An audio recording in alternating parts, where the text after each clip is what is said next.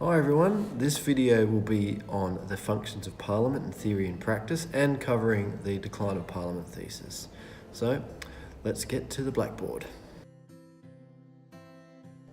Hi everyone, let's get right to it. So the primary function of Parliament is to make laws. Of course, that is called the legislative function.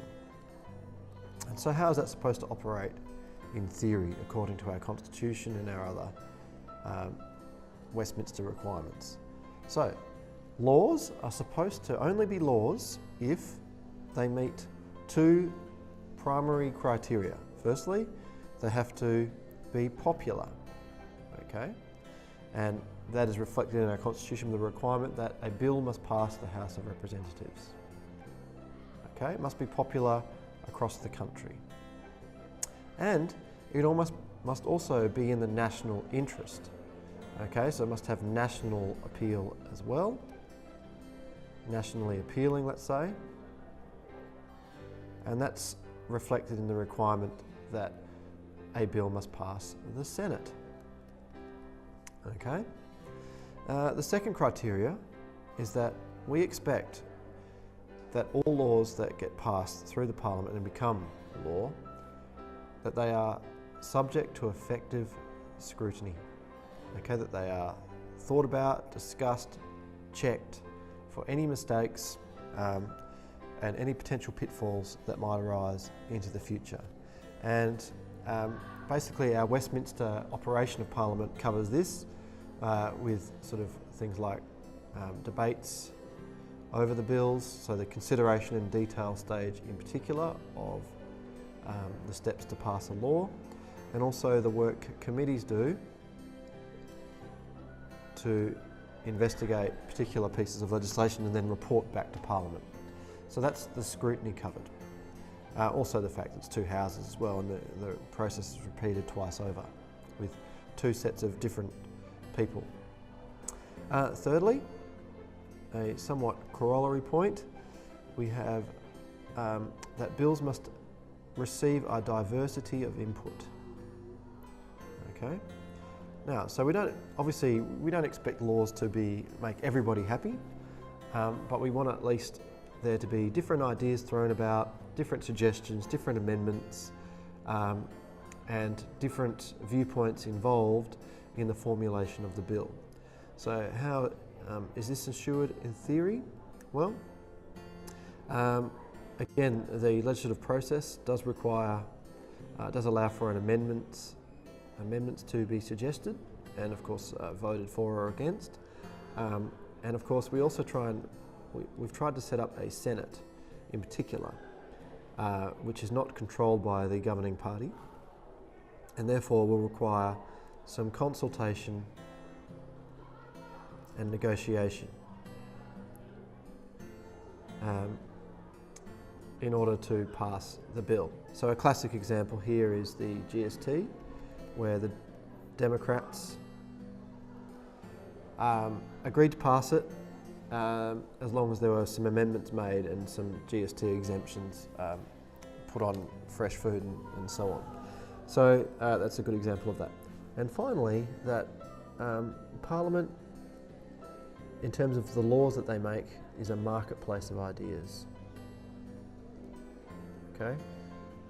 In other words, we wanted a Parliament where not all of the laws were generated from the government, okay? So that we allowed for private members' bills and that they would have a chance of passing. So not just executive bills. So really that's how Parliament should be operating in theory. So now to how is it operating in practice? Okay, so one thing we can say about the legislative function in Parliament is that it's very efficient, much more efficient than it used to be. Okay, so the modern day Parliament seems to sit around about 160 days. It varies from year to year, from government to government, but around about 160 of the 365 days. And in that time, they generally pass around about 200 pieces of legislation. Sometimes more, sometimes less. And of the 200 bills that are put to Parliament, there's normally about a 90% success rate in terms of a bill turning into a law. So that's pretty good going. That's about 180, that's more than a bill a day put into legislation, into law. Now, as for the other criteria, so clearly in practice Parliament is making law, but how good are the laws? Well, in terms of scrutiny, let's have a look at the reality. So, the Senate does a much better job of this than, of course, the House of Representatives. Okay, so the Senate is a saving grace here, because by definition, most of the time, the government controls the House of Representatives, and using party discipline can shut down any consideration of bills and put time limits on things. So the tactic there in the House of Reps is the gag, the guillotine, and floodgating of legislation. Okay, and it won't be hard for you to look up examples of governments doing this,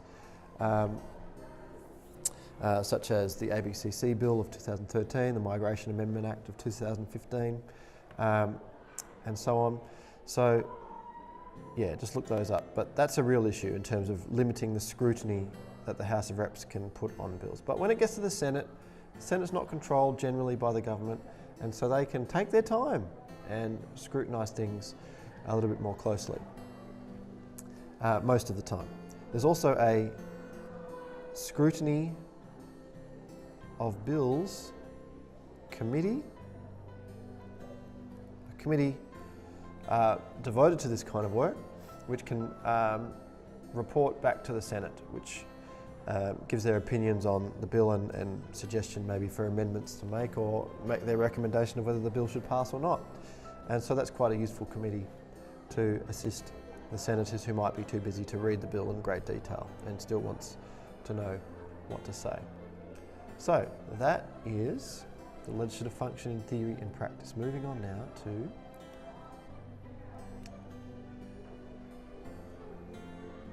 it's taking ages. Okay. Moving on to the representation function.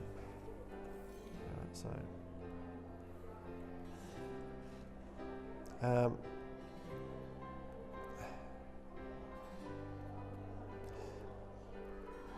so how's Parliament meant to operate in theory here? Well, it depends on how you believe an MP should represent the people. And there's some different schools of thought here. So we've got, you can behave like a delegate, which is you vote and act according to the wishes of your constituency. You've got a trustee, which is where you make your own calls and hope that the people will endorse those calls at the next election. You've got partisan theory, which is where the people expect you to be a good little boy or girl and vote according to the political party with which you are a member of. And finally, well, this is not really one about how an MP behaves, but the other thing to consider here is that Parliament should be a little bit of a microcosm of the wider society. And there's one other aspect here that the Constitution tried to implement, which is that the Senate represents the states, the interests of the states, okay? Particularly the state you're from. So Western Australian senators should operate in the interests of Western Australia.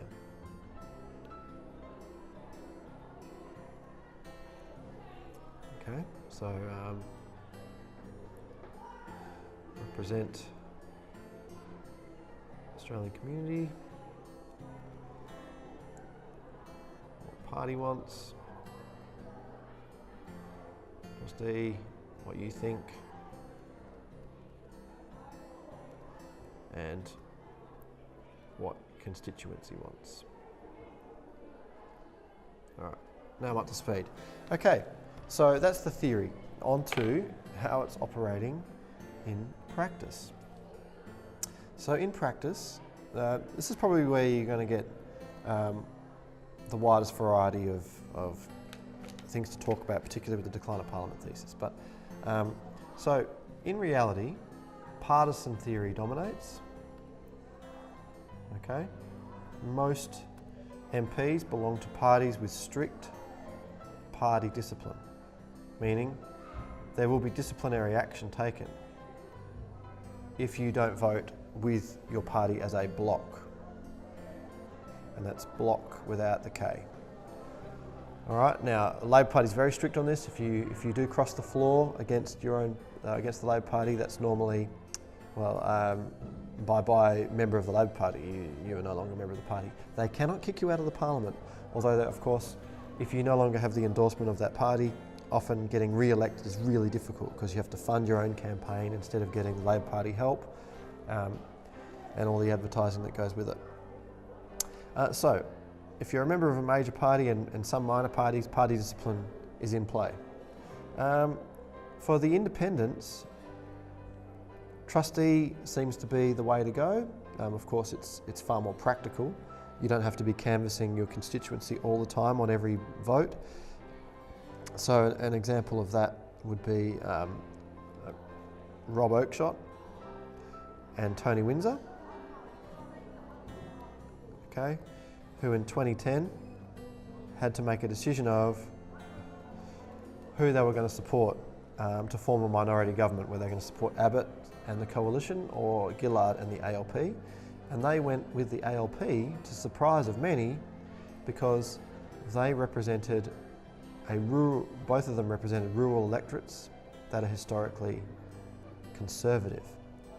So in other words, they made their own call, even though they probably had a hunch that that would be not what their constituency would have wanted them to do, but they took a gamble, hoping that after 3 years of the minority government that their local constituency would see that the gains they made with their alliance with Gillard was worth the decision.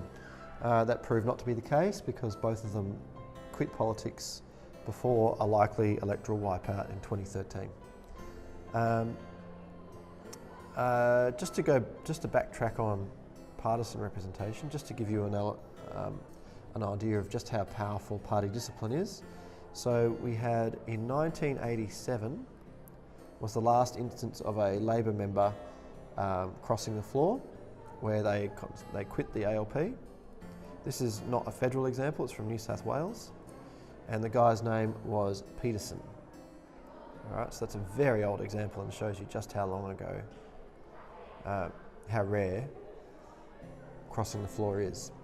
Other than that, and the other thing to keep in mind here is 32 bills in 57 years. So from 1950 to 2007, only 32 bills that passed through the Parliament were conscience votes. Okay? Now, keep in mind, about 200 bills are put to the Parliament every year. So 32 out of hundreds and thousands of bills were conscience votes. And what does a conscience vote do? It allows members of the ALP and the coalition to cross the floor against the majority of their own party, because you can vote with your own conscience. So very few bills do they allow people to vote truly independently. A third really good example on this issue of party discipline is Barnaby Joyce. He had a famous reputation of crossing the floor against his own party, and it's true, he did cross the floor 28 times against his own coalition. But crucially, not once did that vote affect the outcome of a bill, okay? So no bills were defeated thanks to his crossing of the floor. Or to put it somewhat indelicately, he only crossed the floor when it didn't actually matter. It was just a political stunt maybe to get attention. Because if anything was on a knife edge and his vote really did matter, he never crossed the floor. All right. Now let's deal with Yeah, and delegate theory, well, that rarely happens, but I guess you could say the same-sex marriage postal plebiscite was paying lip service to this idea of delegation. So most people, with some notable exceptions, most MPs respected the vote of their constituency in terms of whether they voted yes or no. There were some people that ignored it, such as Tony Abbott most famously. He abstained from the vote even though his electorate of Warringah voted yes on the same-sex marriage postal plebiscite. But most MPs did behave as delegates on that particular issue. Now, as far as mirror representation is concerned, it won't surprise you to think that Parliament is not really a mirror of wider Australian society. Women are underrepresented in a big way. Minorities are underrepresented in a big way. But in terms of political diversity, like diversity of political opinion, the Senate does do a pretty good job of creating a bit of a kaleidoscope of different parties representing different interests in the Senate. And that's a really good contrast, by the way, to the United States, where its two-party system means the Democrats and the Republicans very much dominate that parliament, and very few minor parties and independents, if any at all, get there. So currently in the parliament, 44 women out of the 226.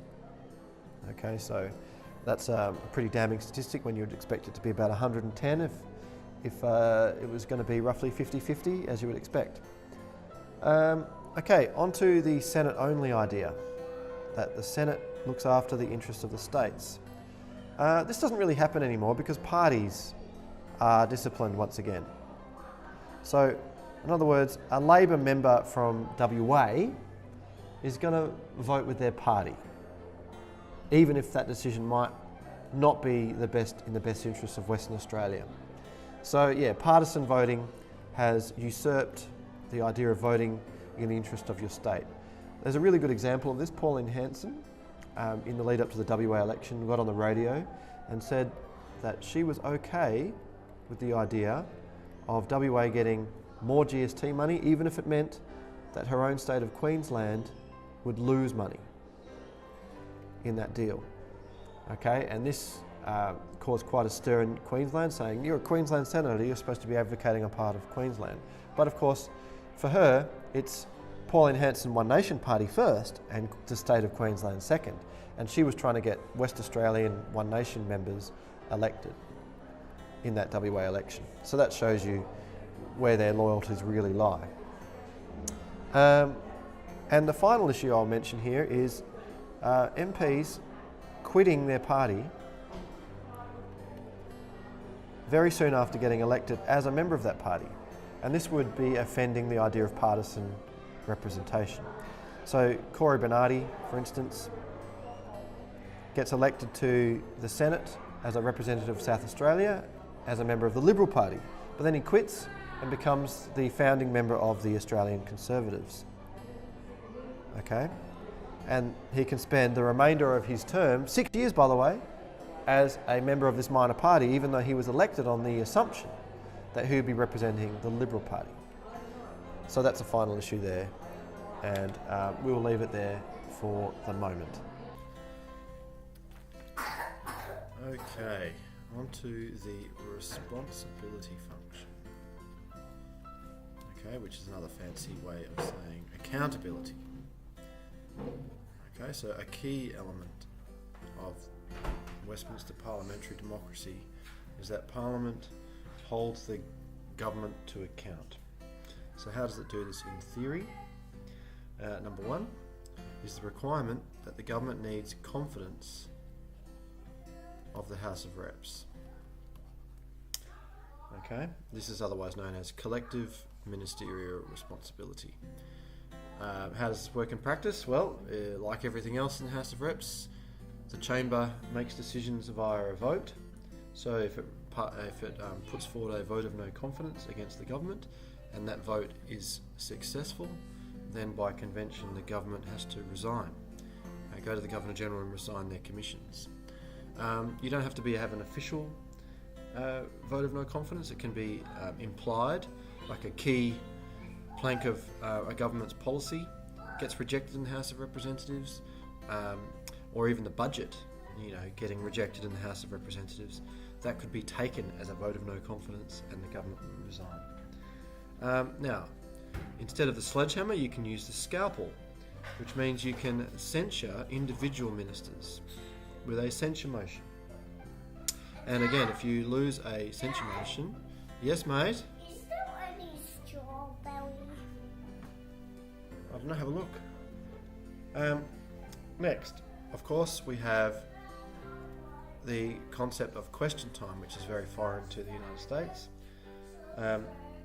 Questions without notice. So not only do ministers have to answer questions of what they're doing and the decisions they're making and why they're making these decisions, etc., but they also have a requirement not to lie when they answer the questions, or in other words, not to mislead the Parliament. And if they're caught having misled the Parliament, then they can be in very hot water. Finally, there's two more things in theory. So we've got Parliament also has the ability to scrutinise government spending. Okay, and this is done chiefly through, of course, Senate estimates. Alright. Now, they can ask ministers and public servants under the ministers where the money is being spent, because there's a public interest, of course, in how our taxpayers' money is being spent. And other than that, other committees can inquire into government activities, okay? And their day-to-day activities. So, of course, today there was some big news on the My Health front, where My Health record is they're going to make some. They've just announced some changes based after a committee inquiry into the My Health scheme, the proposed My Health scheme. They're going to beef up the privacy provisions based on that advice from the committee inquiry. So that's the responsibility function. Okay, now on to practice. How does the government, the Parliament, go with the responsibility function in practice? So it comes as no surprise that CMR and IMR have become more or less toothless tigers. Okay, they're there in theory, but in practice they don't happen anymore. Okay, so 1941 was the last time a no confidence vote meant something. Yes, there was one in 1975, but the Governor-General refused to recognise it, and in any case Fraser had immediately advised that a general election should be called. So that was a moot point. As far as individual ministers are concerned, ministers' heads do occasionally roll, but it's not a consequence of a censure motion. It is a consequence of political expediency. If the minister's done something particularly embarrassing and it's leading to lower poll numbers for the party, then the PM may request a resignation. And so that's the only circumstance really in which ministers resign. So an example of that would be Susan Ley. She was caught with some rather questionable activities with personal trips, mixing up with business trips, and buying houses from former donors from the Liberal Party, something like that. It was a bit shady, and the media wouldn't let up about it, and so eventually they thought better to get Susan Ley to resign. Of course, watch this space though, she will probably be back in the ministry at some point in the future. Okay, next. Question time. So the effectiveness of question time is less than what we'd like to see in theory, because A, it's largely theatrical. Okay, people that know know what the answers are going to be, and they're basically asking the question just for the sake of theatre, to show off their party policies or their values, and they're not really seeking an answer because they know that an interesting answer will not be forthcoming. And then the other side of that, half of the questions basically are Dorothy Dix's, where the governing party gets one of their backbenchers to ask pre-arranged questions which they can then use to attack the opposition. So though that time spent in question time is largely not holding the government to account. The other thing to be aware of is the Speaker's role in all of this, because it's one of the more acrimonious parts of the sitting day. The Speaker will have to enforce the standing orders, but since the Speaker is from the governing party, they're unlikely to enforce the standing orders in a bipartisan way. And but however, in practice, the Senate's doing some really good stuff, okay, in terms of accountability. Senate estimates have become critically important, okay, and it really opens up what the government's spending on. So the transparency thing, even if the money ends up still being spent, this whole idea of transparency, that these people have to answer the questions, then can be picked up by the media, and then the people can be informed, and this may change votes or change the popularity of the government. So a good one to look at there is the spending that was made on various departments to coach public servants on how to respond to questions in Senate estimates. Okay, so this is very self-serving, doesn't really, again, serve the public interest all that much, and so that spending was very much questioned. On to the debate function.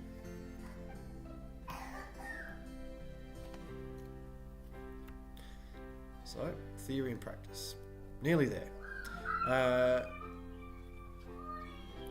So let's just race through in theory. So of course, Parliament's meant to be a forum for debate, and the way it does it, well, there's various types of debates. We've got grievances, where people can air particular grievances against a government or a policy or something that they don't like that is affecting their community.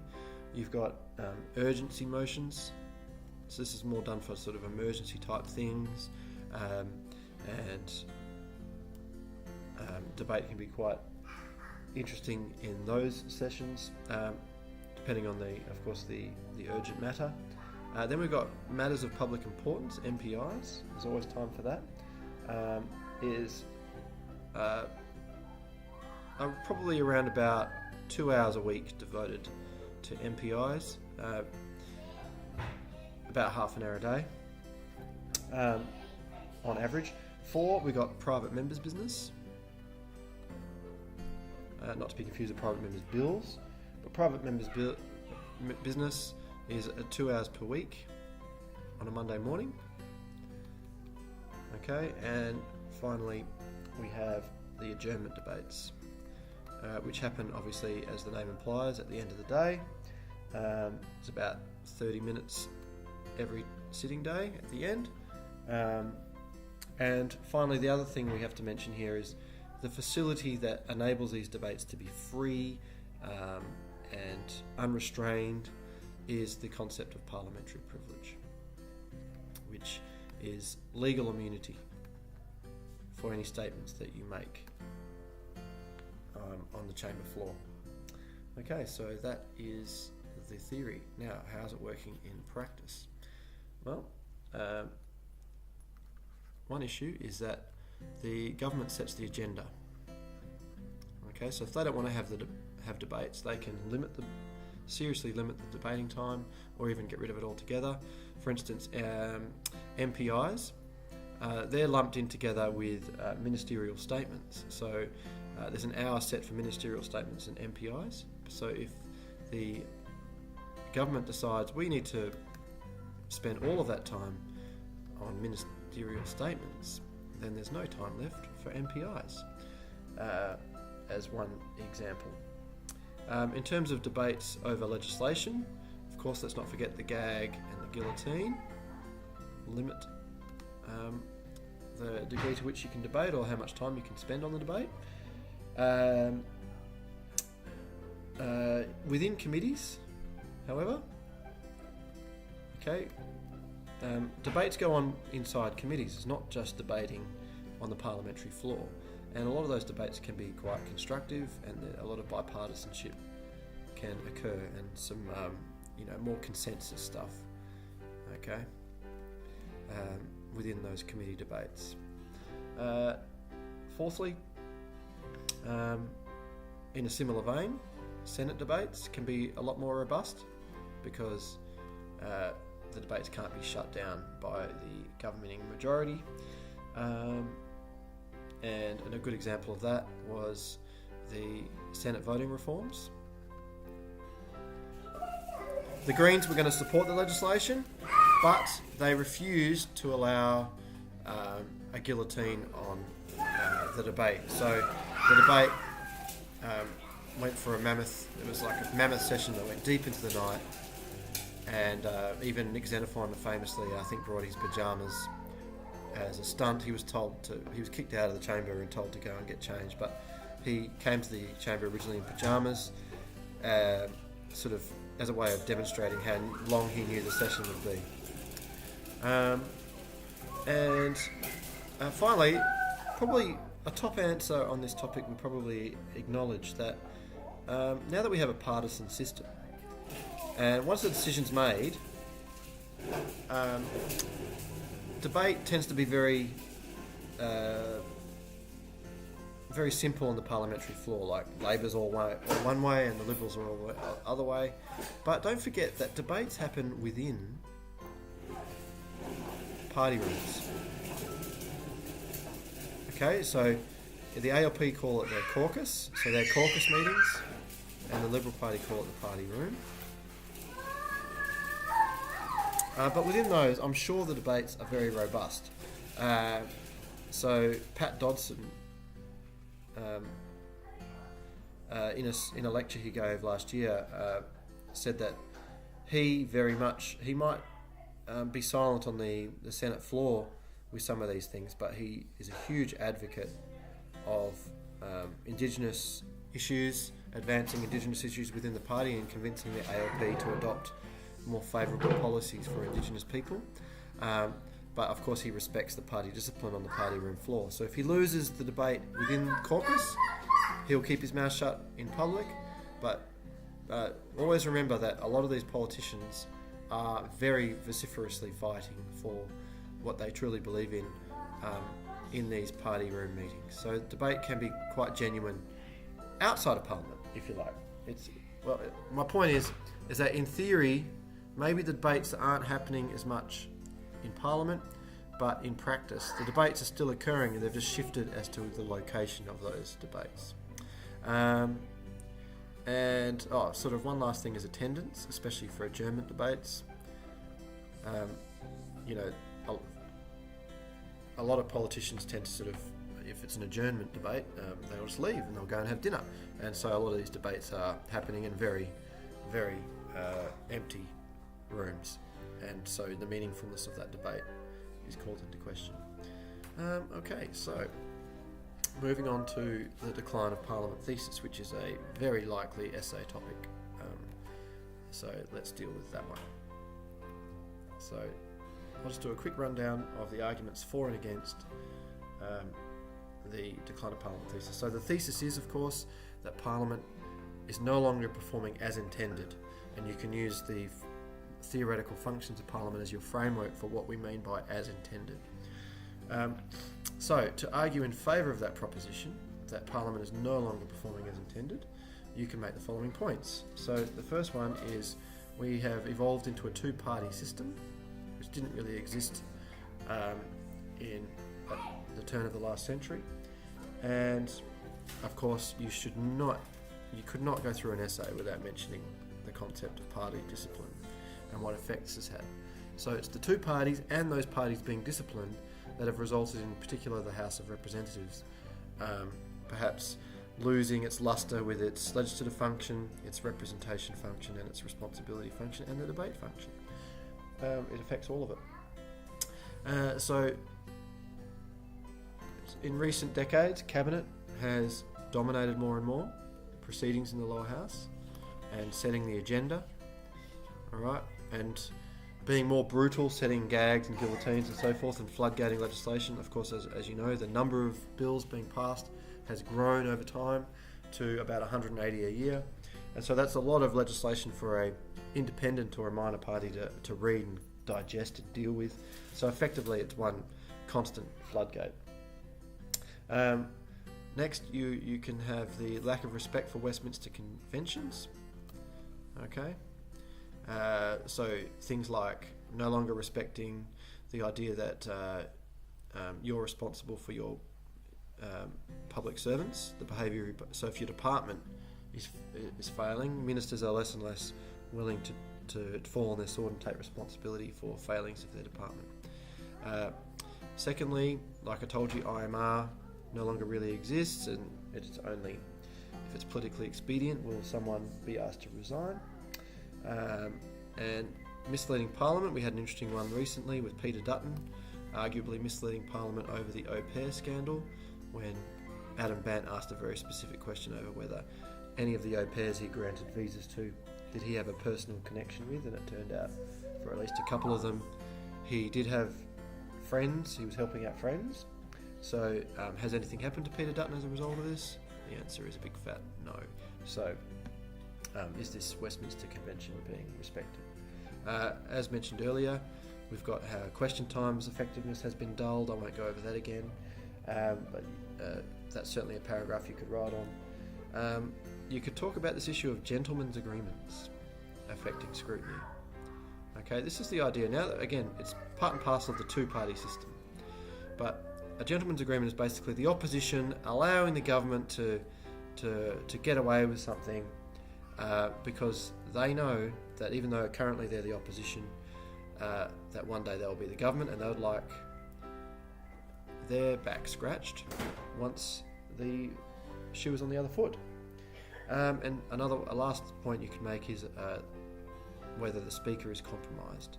And of course, a great example there is Bronwyn Bishop. Go look up some stats on Bronwyn Bishop and you'll be very set for a paragraph on the decline of Parliament thesis and so forth. So, what about against? And of course, you can have a nuanced argument and use both of these lists. You don't have to go all one way or the other. So against. So of course, the saving grace here is the Senate, and a lot of what the Senate does, because it is still independent most of the time. Okay, 2004 to 2007 accepted, but all the other, pretty much for every other time since 1975, the Senate has been independent. But again, there's a slight criticism though. Is it really a state's house anymore? For reasons I've already outlined, perhaps not. Okay, so secondly, we've had a minority government in recent times, and when it's a minority government, not only is the Senate independent, but so is the House of Representatives, and this has resulted in perhaps arguably the functions operating like they once used to. So have a look at Oakeshott. Oakeshott insisted on some reforms to standing orders in the 2010 to 2013 Parliament, which made it perhaps a little more genuine during question time and a little bit more transparent with the Parliamentary Budget Office and so forth. So there were some things that Oakeshott got out of the Gillard government in exchange for his support. Alright, next of course is a lot of the great work done by committees to investigate government activity, government legislation, and it's less visible, but is doing a lot of good work and causing the government headaches and so forth, which is probably what you want. So don't forget committee work and look some of that up. Media coverage of Parliament. So even though it's a fait accompli on the House of Representatives floor with the majority belonging to the government, often the media coverage can put additional pressure on politicians to perform, and so even though the vote itself is a fait accompli, maybe in the eyes of the court of public opinion, things are changing in lead up to the next election, and of course that's why politicians are so scared of the polls these days, and resulting in prime ministerial changes.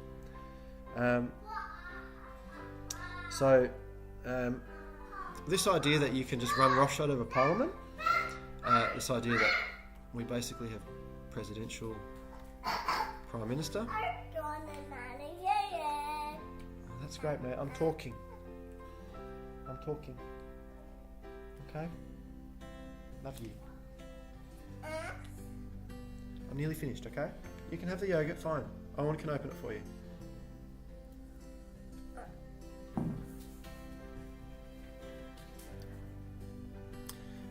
So most famously, Abbott's captain's calls, where he wasn't even consulting his own party, let alone Parliament, ended up resulting in his loss of leadership. And of course, the last point here is that in terms of representation, MPs still do represent their constituency because they are arguing their case behind closed doors in caucus and in the party room.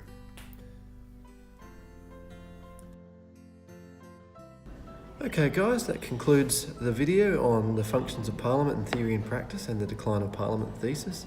I hope you find this useful, and good luck with your exams.